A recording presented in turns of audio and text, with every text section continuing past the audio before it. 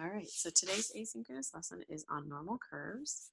Um, and we're going to be using an example about Mensa, the High IQ Society. If you want to see a little more on this topic and on the empirical rule, you can watch the extra credit that will go over when we're finding values at specifically like 1, 2, or 3 standard deviations. Um, and it uses the same example. So our key analysis is, can we identify who's smart with data? Our topics are going to be normal calculations. We're going to find percentages from values, and then we're going to go the other direction and find values for percentages. And our key point in the topic is a genius example. So the first rule. So we're going to look at the empirical rule first, and you take an IQ test and get a score of 130. What percentile are you at?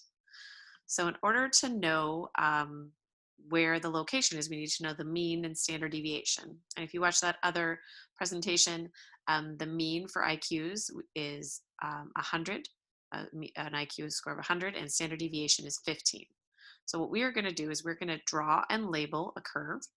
We're going to include the mean and standard deviation, tick marks. We're going to show where the standard deviations are, and then perform the calculations. We're going to use Staplet, and then we're going to answer the question in context.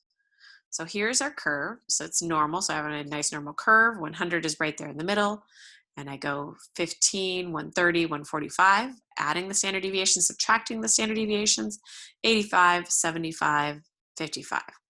And then we are looking to answer the question is, if you get a score of 130, what percentile are you at? Percentile, remember, is the area below. So there's 130. We're going to be looking for this area to the left. If I am looking, so for 130, that happens to be right at 2 standard deviations. So that's 1, 2 standard deviations above. I know that 95% is in the middle of the 2 standard deviations. And then that means that there is 5% in the tails. Splitting that in half, I get 2.5. So that really this is at the 97.5 percentile. So 97.5% below, 2.5% above.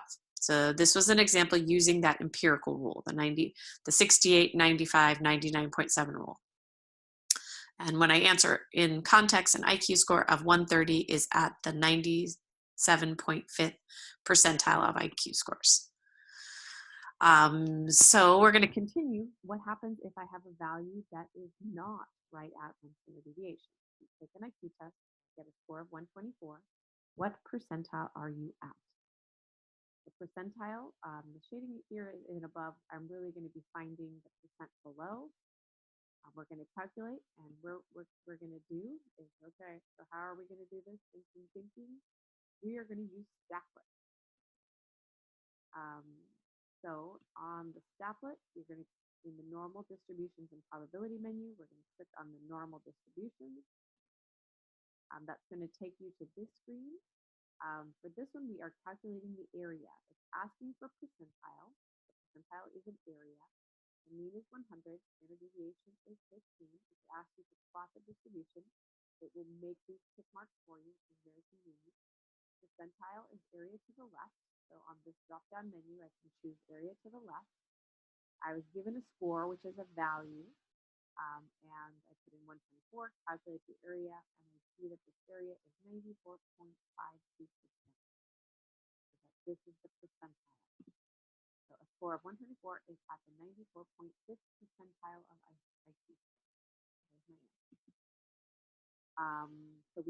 So we started out, we did the finding a percentage from a value. So I found the area, which is a percentage or percentile.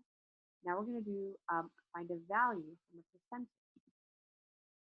So we're going to start using the empirical rule. And what score would you have on an IQ test to be at the 84th percentile? So now 84 is not 68, it's not 85, it's not 99.7,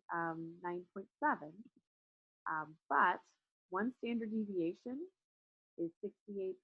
So if I split that 68% in half, each section 1 standard deviation above, 1 standard deviation below. This section right here is 34%. So to the mean I have is at the 50th percentile, right in the middle. And then if I go 1 standard deviation above, that's 34 more percent. So I get to 84 percentile when I go 1 standard deviation above. So that's what happens. So now let's look at another piece of the example, and it would say, what score would you have to earn on an IQ test to be below 88% of the test takers? If I'm below 88% of the test takers, that means the area to the right is 0.88. And I could calculate, right? The whole curve is 100%. So I have 88% to the right, and I have 12% to the left. My mean is 100, standard deviation is 15. So we are going to, again, use a calculator. For this time, on the drop-down menu up here, we're going to calculate a value corresponding to an area. So we have we calculate an area given a value. We can calculate a value given an area. So in this one, we are calculating a value given an area, which is that percent. So my mean is standard deviation. I've plotted my distribution. Now I want to decide which boundary value. So do I have a tail to the left? Do I have a tail to the right? Or am I looking between? So for this one, I was looking for a right tail. And when I put that in there and then calculate, and the right tail, I want the area 0.88. When I calculate that value, I get 82.375. So the score that I need to get here to get that area is 82.4. So you would have to earn a score of about 82 to be below 88% of test takers.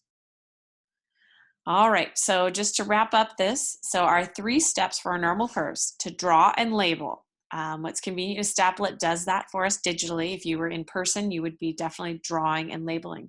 If you're at home, I strongly recommend drawing and labeling. Then we calculate using that Staplet and we answer. Percentile is a percent below a data value. At least means the data value and above. You are either given a value or an area.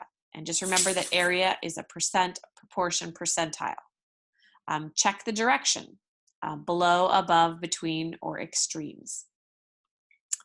All right, so the genius example. Mensa International is an organization that accepts individuals who score in the top 2%, i.e. 2 standard deviations or more above the average on IQ test. So for an IQ test with a mean of 100 and standard deviation of 15, what score would you have to get to qualify for Mensa International? So let's check it out. Here's our curve, right? We've got our mean and then our standard deviations labeled on that curve. And we want this top 2%. 2% to the right really means 98% below. And so this is the calculator command. We would just put this into Staplet. And when we do that, we find that, and we're looking for here, if I put a right tail and that 0.02, I find that this value is just a little bit more than 2 standard deviation. It is 130.8. And so you would need a test score of 130.8 points to qualify for Mensa to be in the top 2% of IQs. There are about 328 million people in the United States. How many Mensa International geniuses live in the United States? Well, let's do the math. 0.2 times 328 million. It's about 6,560,000 geniuses. 6.5 million geniuses, and we are surrounded by smarties. You can't throw a rock without hitting a genius in this country. And so for our discussion today, can we identify intelligence using data? Is it possible to get an accurate single number summary of someone's intellect? More broadly, are there things we cannot measure or collect accurate data about? And so when Mensa is allowing for the IQ, they allow multiple tests, such as the Stanford Binet 5, Woodcock-Johnson test, cognitive abilities test. They also allow the LSAT, which is law school admissions test, and GMAT, business school test. These last two, these are like SAT and ACT for graduate schools. Scores for these tests can be improved with studying. Are they measures of intellectual ability? Are any of these tests true measures of ability? And a side note, if you watch the other asynchronous, there is an AFQT, the test of IQ used by the bell curve. This is a military test, and it is not accepted by Mensa as an IQ test. All right, that's it for today. Enjoy, and I will see you soon.